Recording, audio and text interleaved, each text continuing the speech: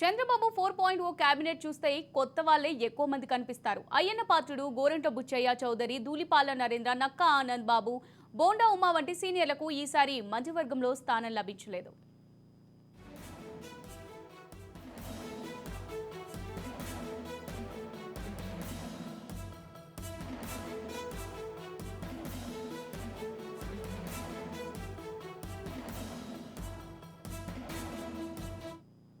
ఈ నేపథ్యంలో నేడే సీఎం చంద్రబాబును మంత్రి పదవులు దక్కని సీనియర్లు కలిశారు. ధూళిపాల నరేంద్ర, నక్కా ఆనంద్ బాబు, యనమల రామకృష్ణుడు తదితరులు చంద్రబాబును కలిశారు.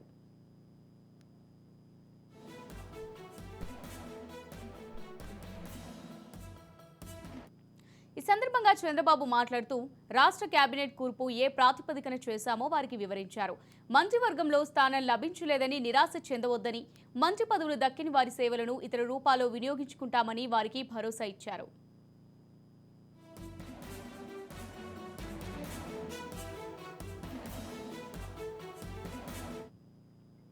అటు మంత్రివర్గంలో చోటు దక్కించుకున్న నిమ్మల రామానాయుడు, వంగలపూడి అనిత తదితరులు కూడా ముఖ్యమంత్రి చంద్రబాబును కలిశారు.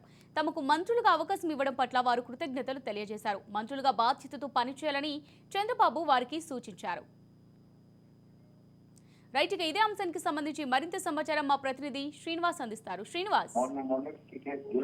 అమూల్య, కొత్త మంత్రి వర్గం కొలువు తీరింది. అయితే ఈ రోజు అందరికీ మంత్రి పదవులు కేటాయిస్తూ కూడా ముఖ్యమంత్రి చంద్రబాబు నాయుడు ఆదేశాలు కూడా ఇవ్వడం జరిగింది. అయితే మంత్రులందరూ కూడా గత ప్రమాణ స్వీకారం రోజు చంద్రబాబు నాయుడు ప్రమాణ స్వీకారమే మంత్రి పదవులు దక్కిన వాళ్ళందరూ ప్రమాణ స్వీకారం చేశారు. అదేవిధంగా అందరికీ కొత్త కేబినెట్ లో ఎవరికి ఏ పదవులు అనేది ఈ రోజు స్పష్టత ఇవ్వడం జరిగింది. అందరికీ తమ తమ శాఖలను కూడా ఈ రోజు కేటాయించారు. అయితే కొద్ది రోజుల్లోనే అసెంబ్లీ సమావేశం నిర్వహించిన నేపథ్యం ఉంది. అయితే ఈ సమావేశానికి ముందే కొత్త మంత్రులందరూ కూడా వారు ఛాంబర్స్ లో గురువు చేరిన నేపథ్యంగా ఉంది. అయితే ఇప్పటికే పార్టీలో వెన్నుముక్కగా ఉన్నటువంటి కొంతమంది సీనియర్ నేతలు నక్కా ఆనంద్ బాబు కావచ్చు, ధూళిపాల నరేంద్ర కావచ్చు, అదేవిధంగా గోరట్ల బుచ్చయ్య చౌదరి కావచ్చు, అయ్యన్న పాత్రుడు కావచ్చు, వీళ్ళందరూ కూడా పూర్తి స్థాయిలో మంత్రి పదవులు వస్తాయని ఆశించి పంకబడిన పరిస్థితి అయితే ఉంది. అయితే చంద్రబాబు నాయుడు మంత్రి వర్గంలో సామాజిక సమీకరణలో భాగంగా అదేవిధంగా కొత్త వాళ్ళకి అవకాశం ఇచ్చే నేపథ్యం కావచ్చు, అదేవిధంగా మహిళలకు ఇస్తున్నటువంటి ప్రాధాన్యత కావచ్చు, వీటన్నిటిలో భాగంగా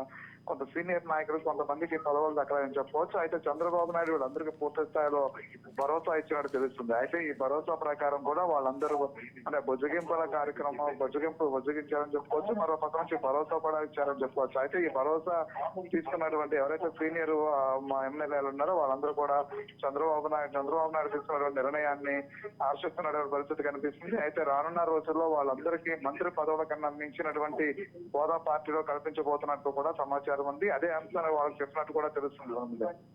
రైట్, థ్యాంక్ యూ శ్రీనివాస్.